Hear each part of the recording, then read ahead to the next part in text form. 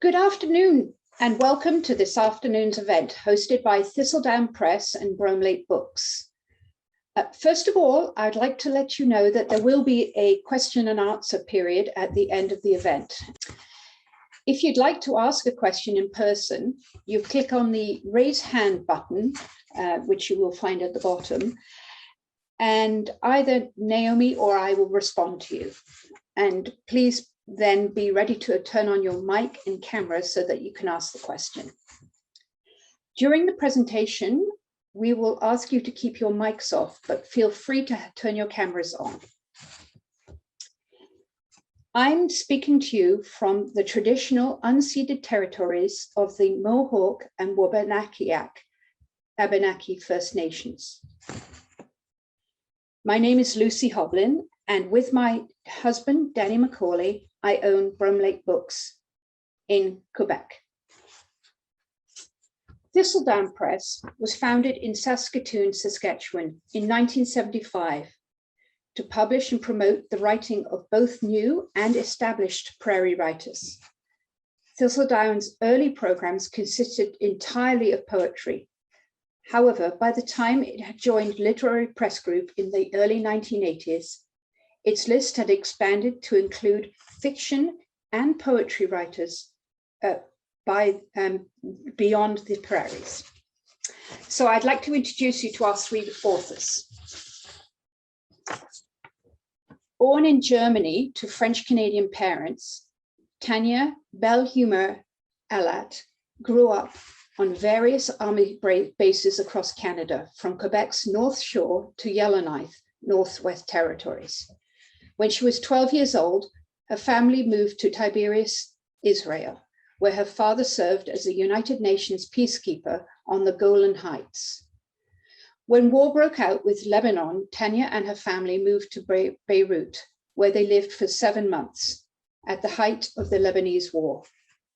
Tanya's journal from 1982 to 1983 became the seeds of her memoir, Peacekeeper's Daughter. Tanya holds an MA in English Literature from McGill University and an MFA in Creative Writing from UBC. She lives in Quebec's Eastern Townships with her husband and 4 children. And Peacekeeper's Daughter has just been nominated for the Quebec Writers Federation Mavis Gallant Nonfiction Award, and the winners will be announced this Wednesday evening in Montreal. Katherine Walker was born and raised in Calgary, located in the Treaty 7 region on the traditional territories of the Blackfoot Confederacy, the Tsuut'ina and the Ayak Nakota Nations, and the Métis Nations. She studied fine arts and design after working as a graphic designer up north, Katherine joined the Royal Canadian Navy, which took her to the west and east coasts and out to the sea. Her recent graduate studies in divinity, along with her artistic and military background, enhanced her journey through life. You can talk to Katherine about divine guidance, or dismantling underwater minds, or the connection between beauty and truth. Katherine is grateful for the tradition of story, the wilderness, and every breath in this amazing life. All Is Well is her first novel. Naomi Lewis, this afternoon's mediator, is the author of the novel Cricket in a Fist, the short story collection. I Know Who You Remind Me Of, and the co-editor of the anthology Shy. Her memoir, Tiny Lights for Travelers, was a finalist for the 2019 Governor General's Literary Award for Nonfiction. Her journalism has been shortlisted for provincial and national magazine awards, and she has served as writer in residence at the University of New Brunswick and the Calgary Public Library. She lives in Calgary. So I'd like to hand it over to Naomi now. So we're going to get started now. Tanya, I'm going to start by asking you to tell us a little bit about how you came to write this book, and also how, and also to give us a short reading, which I know that you've prepared for us. So how I came to write this book. Well, I've been working on this book really for 20 years. I started in 2001, just after 9/11. It was an unlikely time to start writing because I was pregnant with my third child and very busy at home. But this has been a story that I've carried well ever since it happened. I knew that the time would come to commit it to paper. Mm-hmm. And so the book, Peacekeeper's Daughter, is really a compilation of many essays that I wrote over the last 20 years. Something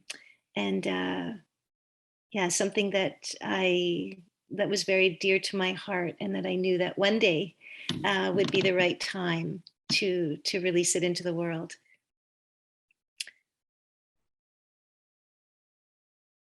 For people who haven't read the book, maybe before your reading, you could just kind of let us know. I know it took you 20 years to write the essays that were ultimately assembled into this book that reads like one long story, but also like a collection of essays.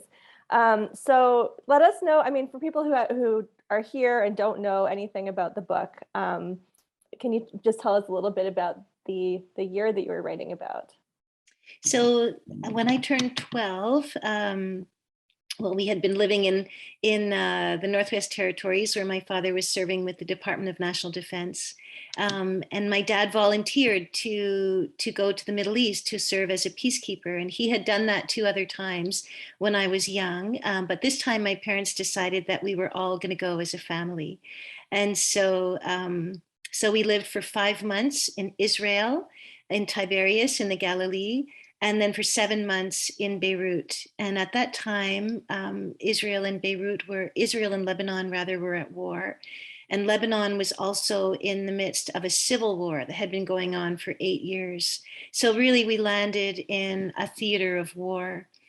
And so there was me at 12 years old, and my brother, who's 14, and my mom and dad. We were the only Canadian family in Beirut at that time, as most diplomats, expats had been repatriated to their countries.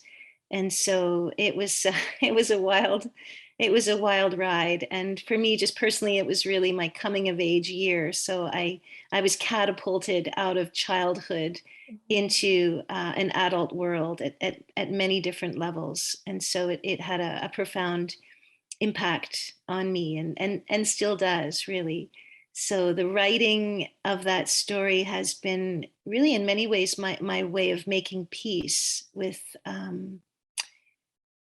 all of that. And so I carry it with me still. But the writing has been extremely cathartic, and a big part of my personal peacemaking. Right. And I mean, the writing is cathartic for you, and it also offers so much to the reader to get to have this insight into a really quite shocking story of a young woman who's taken out of her comfort zone and put into this incredibly alien culture and situation that quickly becomes not only a matter of culture shock, but of violence and real danger. And before we go on, I'd like to offer or ask you to give us a reading, please, from your book. Sure, I'd be delighted to do that. Thank you. So I'm going to read from a chapter near the end of the book, a part called the chapter Leaving Beirut. And I chose this reading because it resonated with me with just recent events in Afghanistan, and images that we saw of people attempting to leave the country through the airport. We wove our way through the city, a small white car in a maze of broken streets. From the air, we would have looked like a pinball in an elaborately designed game, forced to change direction every few minutes because of blockades. After about 30, I saw the air traffic control tower in the distance. "We're almost there," I shouted. All that was left was to park, check our bags, and get on the plane. But as we drew closer, soldiers in combat fatigues were everywhere. Feet spread apart in their black army boots, machine guns draped across their chests. They guarded the airport entrance with grim expressions under their green hard hats. The tarmac was surrounded by a high metal fence topped with rolls of barbed wire. My father slowed the car to a crawl. We may have to take a shortcut to the plane, he said to Ghislain. What do you mean? I asked, but no one answered. We'd been at this airport only 4 weeks earlier when we'd flown to Cyprus for a week's holiday. We'd been dropped off at the door and gone straight to the Swiss Air ticket counter. There'd been a military presence, as there always was in Beirut, but nothing like this. I was expecting US Marines, my mother said, but who are these men? They don't look like the Lebanese army. When my father didn't answer, she continued in a shaky voice, are they PLO or Lebanese militia?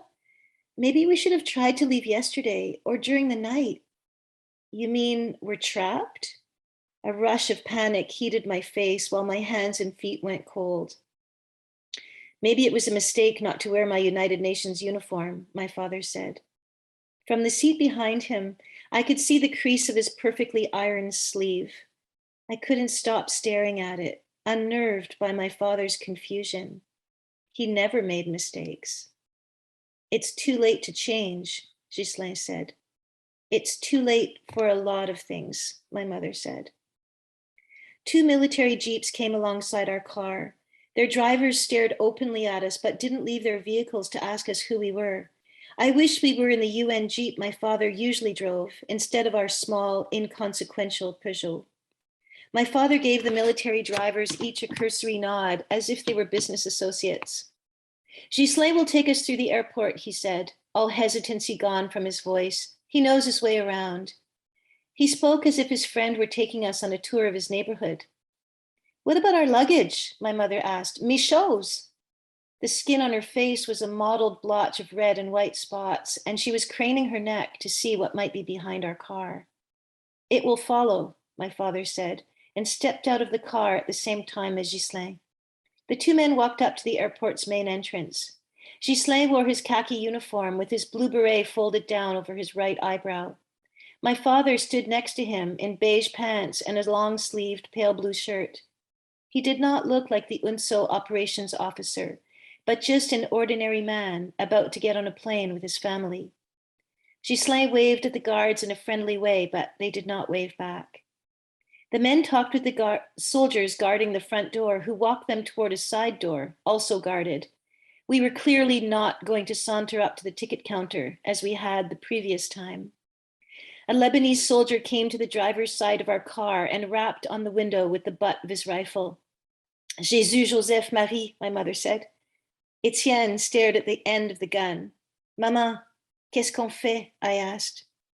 When we didn't move, the soldier said something in Arabic in an angry voice. My mother reached into her purse and pulled out her United Nations identity card.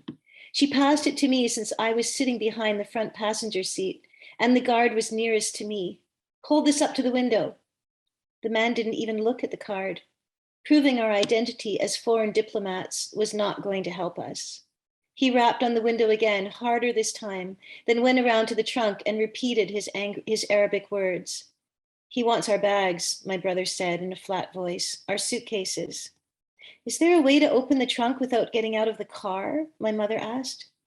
By then, my father must have overheard the commotion because Ghislain was striding over to us, waving the car keys. The men gave our suitcases to the soldiers and indicated for us to remain seated. We watched soldiers and luggage disappear through the airport's side door. My mother groaned. Since her humiliating body search at the Montreal airport on her first trip to Israel, she was nervous about being separated from her luggage.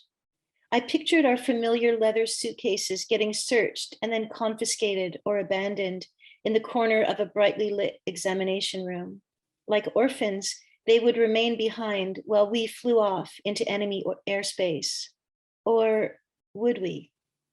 If we were taken as hostages, who would lobby for our return? How much would the Canadian government give in exchange for us? My father surely would have a certain value, but what about me? I gripped the backpack on my lap with both hands like a life vest.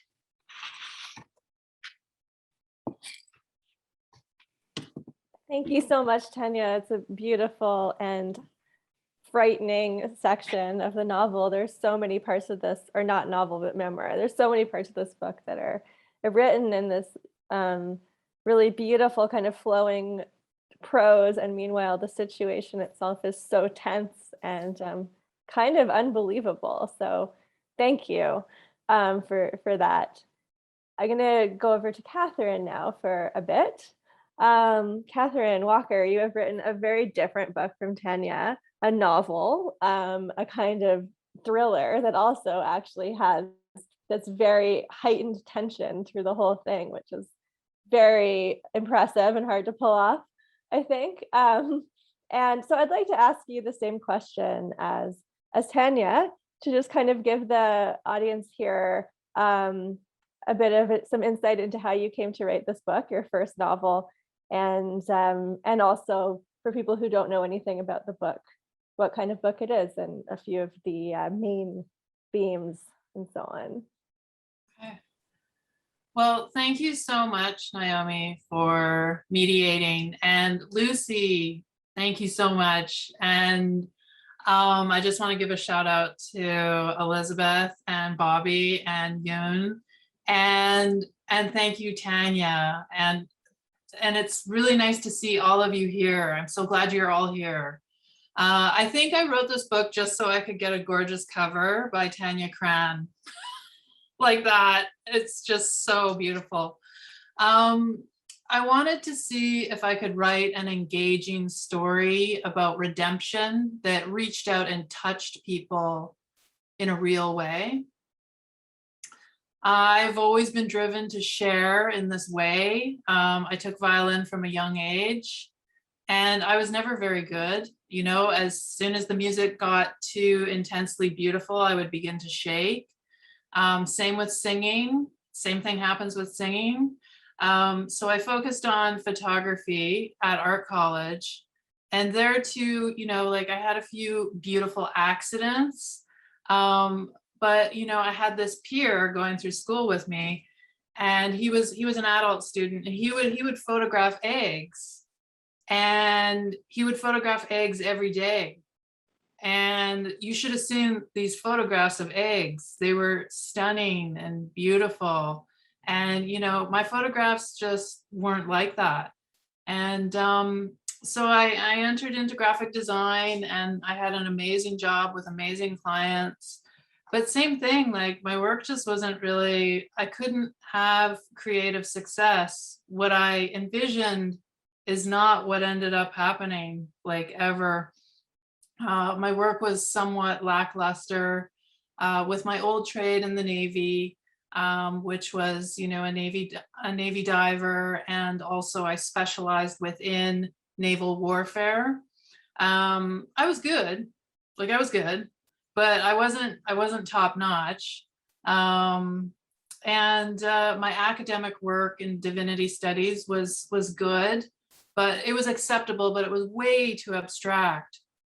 So it wasn't until I wrote this novel and I was workshopping it at a literary festival in Calgary, the very first literary festival I ever went to in my whole life, because my sister-in-law was like, Katherine, you gotta do something about this, because I was just always channeling all these stories and they were kind of tormenting me. And so I got there, and the first few pages were read out in this workshop kind of environment where there were, you know, very experienced editors, very well published authors hearing my work. And it really wasn't until I got there in 2019 where I was told, like, this is really good. This is really good. And, you know, it was about five people on the panel, and their critique of my work, I was like, it it was like I was on a firing line, and it was just like one positive, beautiful thing after another. It's just like boom, boom, boom, boom. And I was like, whoa, I was stunned on my way to the airport. I called my parents. I was like, oh, I think I'm a writer. And I had afterglow, like it gave me afterglow, which was, I still kind of have it because it was there, when I got really lame rejection letters later. So that's kind of the background for the book. Christine Wright, my heroine, is an ex-soldier who is now a new priest who is trying to heal and find her way after losing part of her team in Afghanistan. She's a recovering alcoholic, and she tries to walk the right path. And the story revolves around how much violence marks us and how we need faith and community to heal. Would you like me to read a little? Yes, please. Okay, here we go. All right, a beautiful cover again. Terry is lying on his back on the plush rug in the church office. The rug has a Garden of Eden motif. Terry's chin is jutting awkwardly away from the tree of knowledge with its red, low-hanging fruit. If Christine could adjust his head, that would be better. With some minor corrections, Terry's airway would be clear. The Reverend Christine Wright is filled with an urge to go to Terry there on the floor to make sure he is still breathing and provide first aid. But no, Terry doesn't need a clear airway anymore because Terry's dead. It started when Terry lunged at Christine with his hands stretched out to seize her neck. In one movement, Christine grabbed the closest object and hit him with it, hard. The sound at impact was half thud, half crack. Right before she hit him, the look on his face changed. She wasn't sure what she saw. Recognition? Resignation? This caused a small hiccup in the signal to her arm, but her arm carried through anyway. Candlestick on bone remains fat in her ears while her body absorbs the vibration. The office, with its long wooden vestry dressers and tall, full bookshelves, is quiet, as if in expectation. Christine steps around his body, lying so still in the middle of the thick, ornate rug. What is the look on his face now? His eyes are wide open and empty. No sign of resignation or recognition now. No sign of anything. Terry, hey. Weapon still in hand, Christine feels for his pulse, but there is nothing. Just her own pulse in her fingers. She puts the heavy candlestick down on her desk and pulls her phone from her back pocket. Her thumb is shaking, but she unlocks the phone and is about to punch in 911. She is formulating what she'll say to the operator. Terry's age, nature of injury, location. The words candlestick and library flash into her mind. She laughs, part choke, part gasp. She covers her mouth. Her hand smells like metal. She shoves her phone back in her pocket. She needs to act before the adrenaline is gone. The church is empty and locked. Before Terry showed up, Christine had just sent Mrs. Wilson home for the night. Mrs. Wilson is one of 3 people who had come for the service and the only volunteer for the vigil. It is just after 9 p.m. on Good Friday, Christine's first Easter as a priest. She reaches for the switch by the back door and kills the office lights. She steps onto the couch where Terry had sat, making a confession to her, or whatever that was. She had known when he walked in the door that something wasn't right. He looked extra wolfish. He moved too close, too fast. Wobbling a bit on the soft couch seat, she peers out the window. Past the graveyard, she can see the front entrance of the church hall, where the Friday night Alcoholics Anonymous meeting is just letting out. Christine wonders who might have seen Terry come to the office, which serves also as the vestry, at the back of the church. There's a back door from the office that leads to the groundskeeper's shed, a few parking spaces, and the residence where she now lives. The residence is to the east and the church hall to the west, with the graveyard in between. All is reassuringly quiet, except for the AA folks who are laughing and hugging one another goodnight. Ron, a silver-haired AA old-timer with a pompadour like Elvis, keeps looking over at her back door. She watches him sweep up cigarette butts, turn out lights, and lock up. Christine ducks below the windowsill when Ron walks past to drop the garbage in the dumpster by the shed. She hears his nervous whistle as he makes his way along the side of the church and past some graves. It's a beautiful churchyard, the way the graves are nestled in between the church and the hall, and how the graveyard opens up to gardens and the boundary along a regional park. They tried to send her somewhere nice. She's lucky to be here. Or no, unlucky. But Terry's luck is worse than hers tonight. So. Thank you so much, Katherine. And you didn't actually mention this, but that is the very, very beginning, right, of the novel. And what it really starts out with a bang, so to speak. Totally. We're right there with that, looking down at the dead body. So big problem. And we're introduced so quickly to this fascinating character who is a priest, and not necessarily what we picture, or what those of us who don't know that much picture when we picture a priest, right?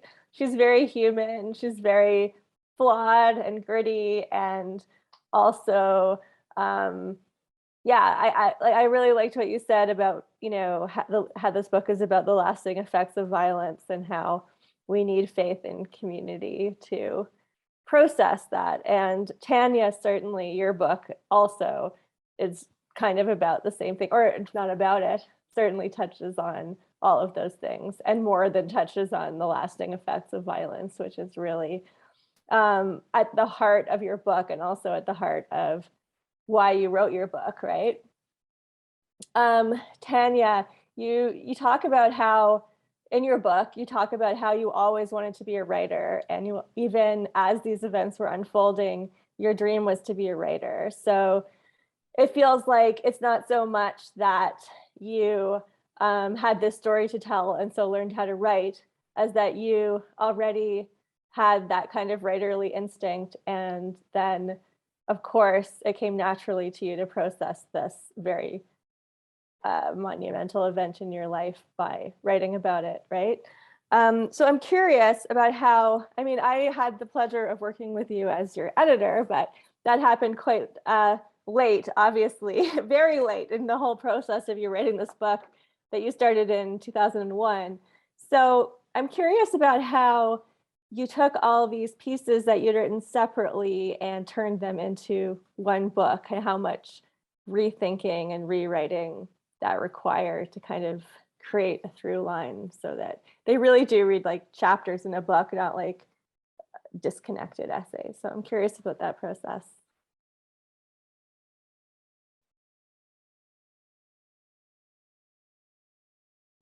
Well, I started out, my first piece of writing with this material was an essay called The 12th Year, where I wrote about the whole year in, I don't remember how long it was, maybe 3,000 words. And so of course it was extremely compressed. And I've since learned that often when we write about trauma or things that were traumatizing to us, it's the only way that we can really speak or write about them in little snippets. And it's almost like jumping into the memory and then back out again. And I liken it to kind of like jumping through fire, or putting your finger through a candle flame. If you pull it back out quick enough, you don't get burned. And so without knowing anything about trauma, but just being true to myself, that's how the story came out. And I wrote it almost like it reads kind of breathlessly, like I just wrote it very, very quickly. And couldn't even really name myself. And I wrote about it with really a lack of emotion. I think I was afraid that if I started to tap into the emotion, it would overwhelm me and maybe even destroy me. I don't know. But so that was the 12th year. That was an essay, and it went on to be published by Grain magazine, and then it was nominated for a magazine award, National Magazine Award. So that was amazing for me as an emerging writer early on in my career. And so the enthusiasm for the project, for the material, was really, really big and deeply encouraging. And then many people, readers would say to me, "Oh, like this is novelistic in scope." And you used the word novel earlier when you were talking about my work. And although it is memoir, it's nonfiction, but it reads like a novel. And I always intended it to be that way because I have a passion for narrative, and I just love nothing more than to be swept along by a story. Mm-hmm. And so then as I began to sort of think about writing it as a book length piece, I just sort of imagined myself kind of breathing into it, like breathing into a balloon, and just giving it more air, more space. But it took a lot of courage. So I couldn't just sit down and write it in a linear way, the way I've written my other novel manuscripts. So I would jump in and out of the story again. I would write an Israel portion, and then I would write a Beirut portion. I also wrote a children's novel at the same time. Again, that was just to give me some respite. So when my courage would kind of disappear, then I would just, work on the children's story. And so just jumping in and out like that, and honoring the process for myself, and just trying to be gentle with myself. But each time I published a chapter, there was interest. And so the interest just kept, buoying me, like helping me, encouraging me, and thinking, okay, yeah, there's a story here. And then a strange thing happened. And I don't even know if I told you this earlier, Naomi, but I wrote the chapter that's now called Witness. And I was working on it in a writers group here in my village. And after I read it aloud, there was a lot of us who were in tears. And I thought, I hadn't thought about the events of the Sabra Shatila massacre in so many years. And then I went home that day and thought, oh, did I remember it right? Because, when you're writing from memory, you want to do your fact checking. And so that night, I just Googled Sabra Shatila massacre. I wasn't even sure if I got the spelling right or if it was even a thing. And then it popped up on my screen that day was actually the anniversary of the Sabra Shatila massacre. And so I thought, oh, that's so, like, where did that come from? And I remember talking to my husband, Brian, about it and saying, like, what do I do with that? And finally thinking, I feel called to be a witness. I feel called to witness to what I saw, what I heard, what I experienced as a child in a theater of war. And so it was after that I applied for a Canada Council grant, which was kind of a crapshoot. There's so many good writers out there, so many good projects. And I had said to myself, if I get the grant, I'm going to write the book. I'm going to take myself seriously as a writer and give this the time and the energy that it requires. And I got the grant.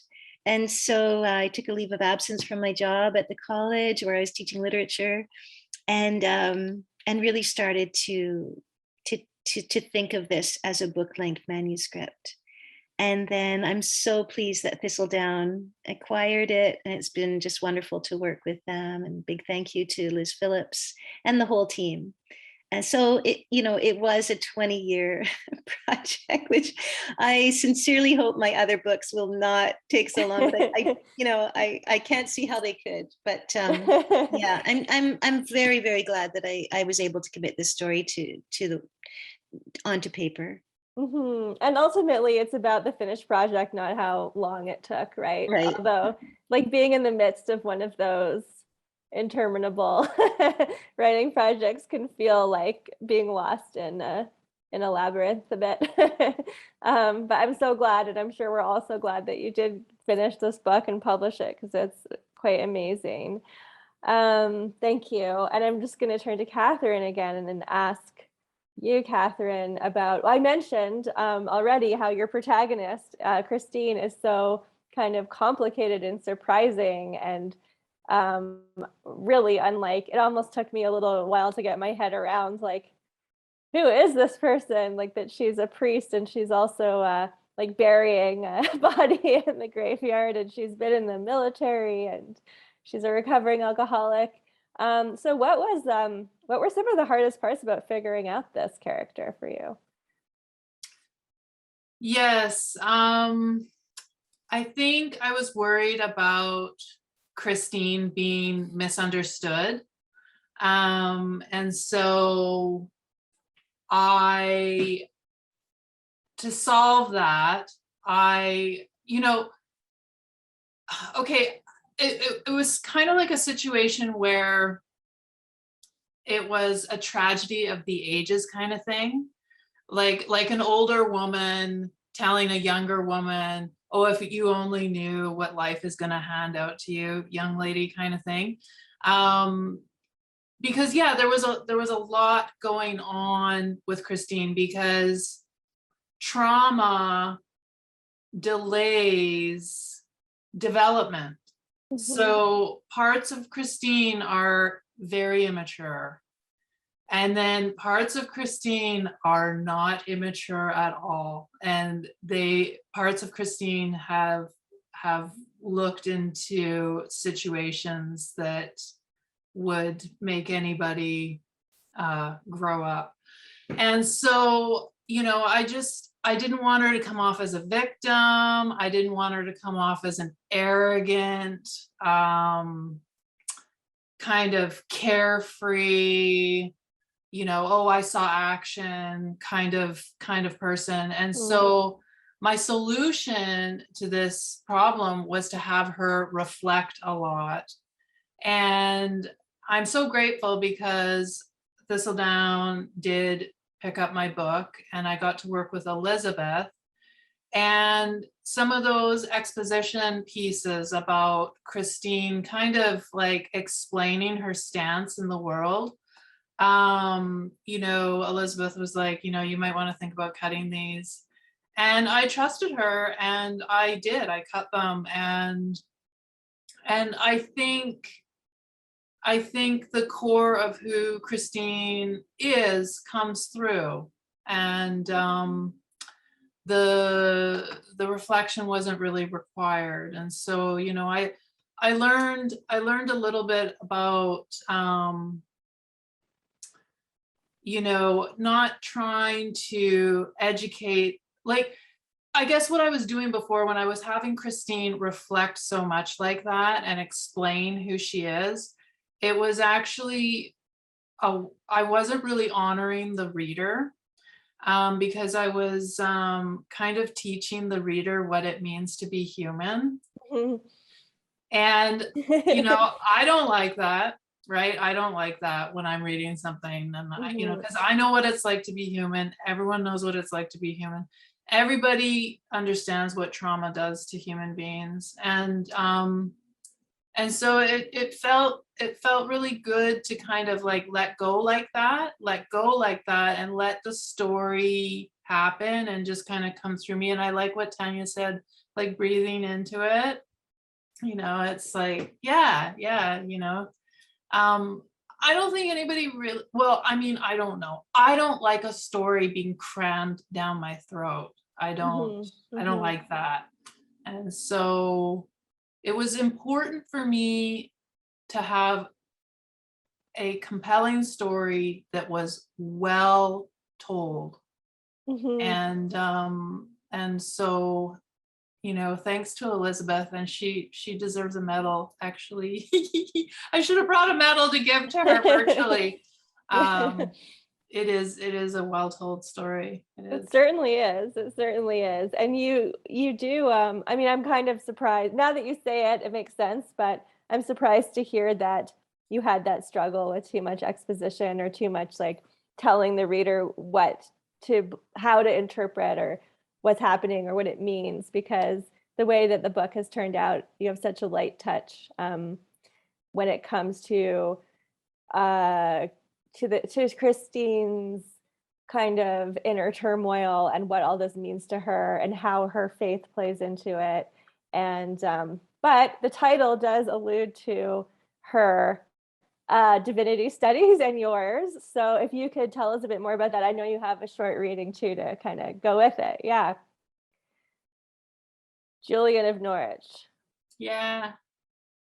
Okay. So all is well is a famous phrase put down by Julian of Norwich. And she was she was known as Mother Julian, and she was an English anchoress in the Middle Ages. So she led a highly disciplined life of prayer. And her writings, now known as Revelations of Divine Love, are the earliest surviving English language works by a woman. So she had a near-death experience. And in this near-death experience, she had intense visions. She survived this experience and she wrote about her visions. And the church supported her. And I'm just going to read a little bit from the preface, written by a Benedictine, Jean Leclerc, from the Order of Saint Benedict. And Jean says, she wrote about the central problems of the spiritual life, particularly those related to the encounter between the soul and God. Her teaching is timeless, Jean says, meeting some of the urgent needs of those seeking God in our age and answering many of the crucial problems of spiritual development and contemplative consciousness. And so I just have a brief, and there's the short version and the long version of her visions. And the long versions aren't even really that long. I recommend the long versions. So this is from the second Revelation, the 10th chapter. God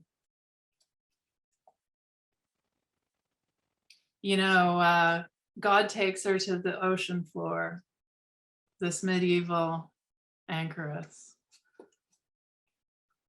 Once my understanding was let down into the bottom of the sea, and there I saw green hills and valleys, and with the appearance of moss strewn with seaweed and gravel. Then I understood in this way, that if a man or a woman were there under the wide waters, if they could see God, as God is continually with them, they would be safe in soul and body and come to no harm. And furthermore, they would have more consolation and strength than all this world can tell. So that's just a little taste of Julian. Thank you. And can you tell us, just sort of explain to us what Julian means to Christine? Yeah. Okay, so that candlestick that she whacked Terry with was Julian's, and Julian lit it and prayed with these candlesticks. And so the candlesticks become personified and become characters actually in the novel. They have a point of view in the novel. They do. They have a point of view. Which is quite amazing. Yeah.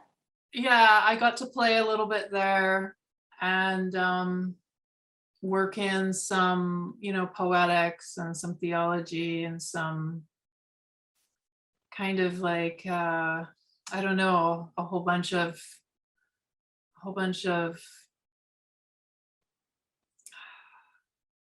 if candlesticks could speak, this is what they might say. Yeah, and candlesticks that have been turned into murder weapons. Yes. Yeah. I would love to invite the audience to ask some questions. So I see Katie with a hand up. Yeah, thank you so much, and thank you to both of the authors. I've been reading Tanya's memoir and love it so much, and had anticipated it. And it's just such a satisfying read. I have a question for Tanya, and it's about the photographs that she has in the book. I find that I'm always interested in the interconnections between text and image, and I was wondering if she could talk about selecting the photos and decisions about how to incorporate them. And then also if she wouldn't mind choosing one of the photos and telling us what she sees in it. That would be awesome. Sure, I'm happy to do that. Hi, Katie. And I'll just take a moment to say hello to all of my friends and family. And thank you for joining us today. Yeah, those photos, oh my goodness, those were a heartache. I was not keen at first on including photos, and that was, and Carolyn Walker, the managing editor at Thistledown, was very keen on the photos, and I kind of was going back and forth about them. On the one hand, as I said earlier, I see the book as a witness. I feel strongly about that. I even felt really, I would say, called to be a witness. And so then the photos become an aspect of documentation that's really important. A kind of here's the proof, we really were there. But then my reluctance came in the sense that, telling the story is one thing, and then showing photos is like an extra level of transparency and vulnerability. And so even, for example, at one point when we were talking about the cover, and I just love how the cover turned out.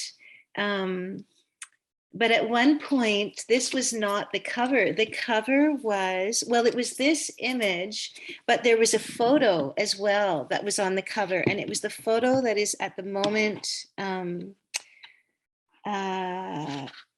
it's one of the Israel photos. Oh, it's on page 30. So just before the chapter Heaven's Gate. And it's the picture of the Peugeot, the white Peugeot, which, it's interesting, Catherine's talking about the candlesticks as characters in the story. Well, for me, I think of that Peugeot practically as a character, and it actually made an appearance in the bit that I read to you from the end. And so on the cover was that photo of me sitting on the hood of the car, and, my brother with a very sort of 1980s look with his glasses and his attitude. And then my mom, looking super gorgeous in her shorts and her beautiful hair with the feathered bangs, like the Farrah Fawcett look. And well, I was reluctant to have it on the cover, especially because we're wearing shorts. My mom and I are wearing shorts, and so and my shorts are quite short. And I talk about this in the book about how I was a bit in a tug of war with my mom over clothing in the Middle East, because she would say, well, we're not from here, we're Canadians, and we don't need to submit necessarily to the traditions around us. But I, as a 12-year-old, just the last thing I wanted was to stick out. I just wanted to be as invisible as I could and not attract attention. And then with my blonde hair and blue eyes and my long braids, especially, I did attract attention. And I was also 12, which was prime marriageable age, especially in Damascus, where we spent a bit of time. And so anyway, but I do, coming back to the photo to answer your question, Katie, I do love that photo because it so captures who we were. And but 12 years is kind of a gangly time, and so again I was sort of reluctant to expose myself in this way, but there's nothing like a photo for just capturing time and place. And memoir is a kind of documentation. It's not autobiography. I mean, it really is creative nonfiction. It's fashioned. I definitely made choices about what to include in the book and what not to include. And I did write it as a narrative, but it's true. It's a true story, and I think the photos do a lot of work in terms of documenting, and then all the little details about the setting, which is so crucial to this whole book. That this story could not take place anywhere else but Israel and Lebanon. So I hope that answers your question. Yeah, so I have a love-hate relationship with those pictures. Anyway, also, there's so much emotion for me tied in with this story. And so I look at the photos and they bring me right back. And yeah, so I have to sort of, it's an extra level of commitment for me to have those in there. But there they are, and there they remain. Thank you, Tanya. And yeah, great question. I think the photos add something. The book doesn't need the photographs because you paint such a vivid picture even without them, but having them there, it is, like you said, at least when I saw them in the book, it kind of, like you said, is like proof that this really happened. And it's also kind of startling to see the characters that we've been getting to know, and it's like, wow, these are really, you look so vulnerable. I mean, you in particular as this 12-year-old girl and your brother, and you're in this like clearly war-torn landscape, and it does bring home that vulnerability that you were really a child in this situation, I think. I see Joanne McCaig has her hand up, so Joanne, please join us. Hi, everybody. Is my mic working? Yes. Yes. Yeah. I'm the. Oh, well, I think I've got my camera on anyway, but you don't need to see my face. So I'm the very proud new owner of Thistledown Press, and I'm just thrilled with our first season. Do you know we pulled this first season together in record time? So kudos to Carolyn Walker and Liz Phillips. And I'm just so delighted with Tanya's book and with Katherine's book, and really, really excited to unleash them on the world and see what kind of trouble they get into. Katherine, I'm really, really curious about what your second act is going to be, what your next project is. I can't imagine where you'll go next, and I'm curious to see what you're working on, or hear what you're working on now. Oh my goodness, it's so nice to meet you, Joanne. And like, thank you for the question too. I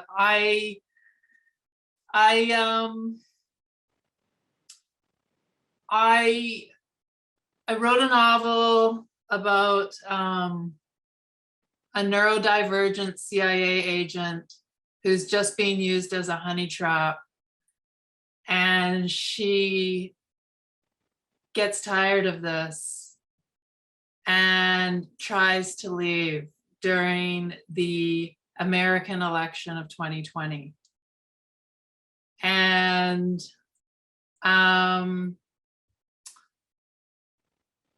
yeah, I don't know what's going to happen, because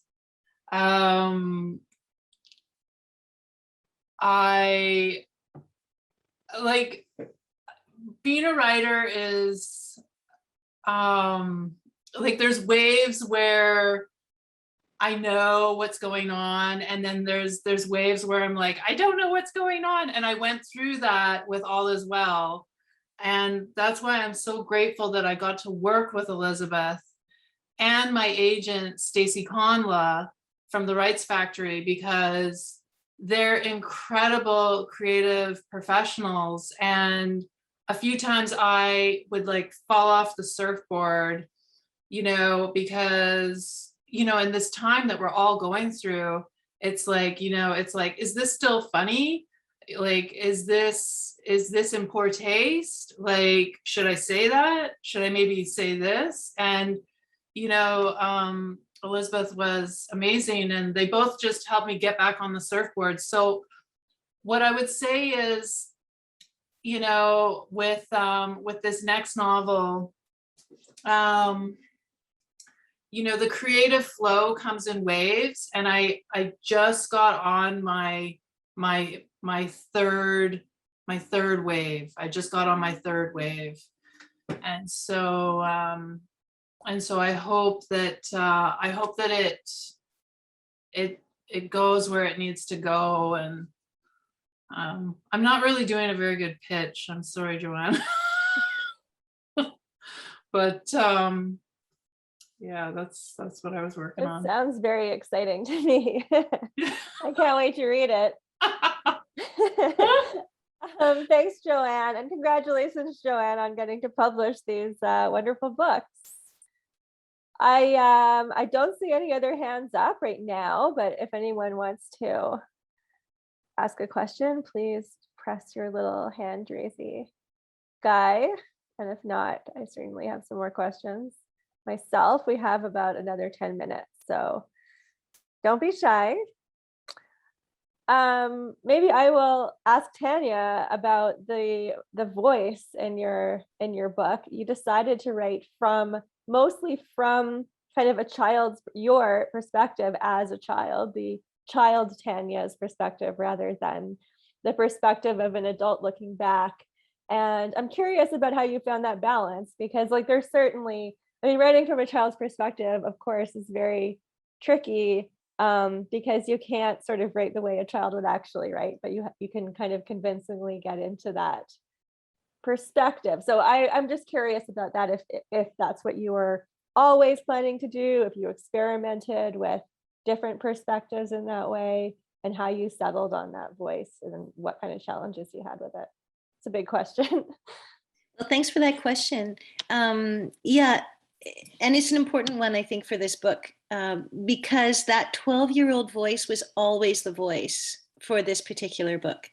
There was never a question of using a different voice, and that actually became, I think it's a real strength of the book. And I noticed that this year the winner of the Giller Prize, Such Strange Paradise, is actually written from the point of view of an 8 or 9-year-old boy. And the one of the contenders for the Giller Prize, Fight Night by Miriam Taves, is also written from a child's point of view, which I find really fascinating, because the 12-year-old point of view is unusual in a book for adults. And this was actually a tripping point for agents when at the time when I was looking for an agent, because the agents wanted it to fit in sort of the publishing industry's categories, which is, YA, young adult. And so, but I would always say, oh, but no, this is a book for adults. And so, but really the whole journey for me with the book was giving that 12-year-old girl who was in the Middle East, giving her a voice. So I tell the story in the final chapter of the book called Let the Child Speak, where, for me, for my family, our year in the Middle East, I say in the mythology of our family, our year in the Middle East was my father's story, and he was the hero at the center of it. He was the agent who made the decisions, and the military word for me and my brother and my mom is dependence. So we would follow my father's lead. And so, when we came back to Canada, and some of my family who are listening in on this will attest, it was my dad's story, and he was the one who would tell it. And I knew that my own story, what that year had been for me, was very, very different than what the year had been for him. And I didn't, well, I don't recall anyone really asking me, like, how was it for you? And we know now, especially since Rwanda, when military personnel or when their families come back from theaters of war, there is psychological support. And this is now thanks in large part to General Romeo Dallaire and his writing and his vulnerability coming out of the Rwanda devastation. And so now there is that psychological support, and we talk a lot about PTSD. But at the time in the 80s, there was none of that. And the Canadian government just kind of assumed or that we would just come back and carry on life as usual and integrate into our new lives. In our case, that was living in Sherbrooke in Quebec, in a city where we had never lived before and didn't have any relatives or friends or any even military support, because my father worked at the recruiting center and was the only high-ranking officer there. And so, so we landed in Sherbrooke and we just did the best that we could. And the story just got sort of shoved down inside of me, mostly because, the kids my age had no clue how to relate to me or how to ask me about what I had just experienced. And so it took years really to be, I knew that this was all boiling inside of me, but I didn't really know what to do about it. And then I tell the story in the book about at one point when I was in my teens and my dad was getting ready to retire and looking for what he was going to do with the next phase of his life, because he was still a relatively young man, younger than I am now. And we were with an elderly lady from our community, and we were looking to buy her house.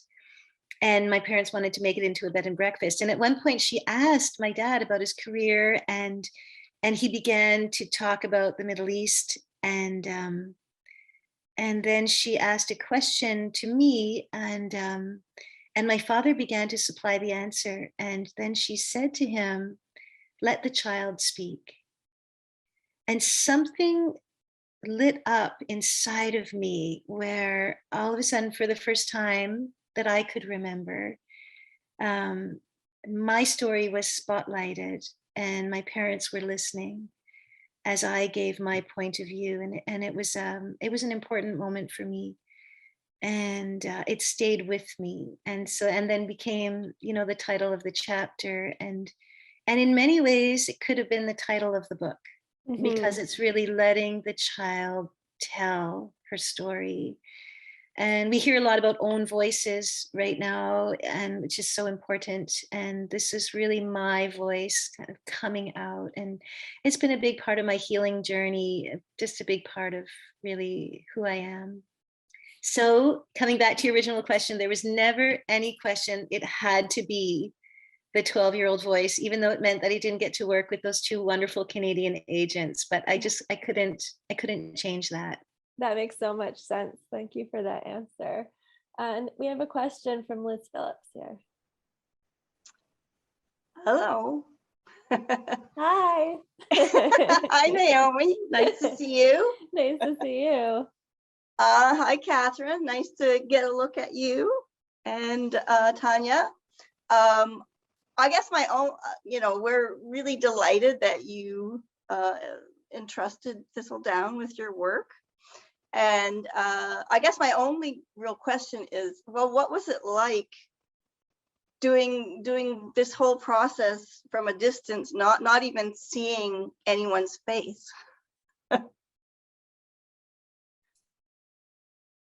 Is that a question for Tanya or Katherine? For both of them, I think. I can jump in with that. Well, hi, Liz, because I'm really seeing your face for the first time. So this is really fun. Yeah. And lovely also to meet Joanne. You guys have been amazing and just very professional. And I mean, my work is with words. And so really working with words through email was very comfortable for me. So I really found that it was I didn't miss kind of being able to get together in person. And anyway, I live in a very remote area. So really, I found it worked very, very well, even though, you know, Thistledown is ever so far away in Saskatchewan, and I'm here in my little hamlet in Quebec, but Yeah. it worked very well. And yeah, I'm so, so pleased with Thistledown. Can't say enough good about it. How about you, Katherine? It was super awesome for me. It was super awesome. I've deployed for years. I've been to sea for years, and so the whole distance thing, you know, I'm working on my silver anchor, and so the whole distance thing, it works for me. But even more so, like during 2020, you know, like I moved 3 times during the pandemic, and the 3rd time I probably should have said no to the move. It was a bit much. Yeah. And that was the first round of edits. I'm isolating in this tiny hotel room with my cat.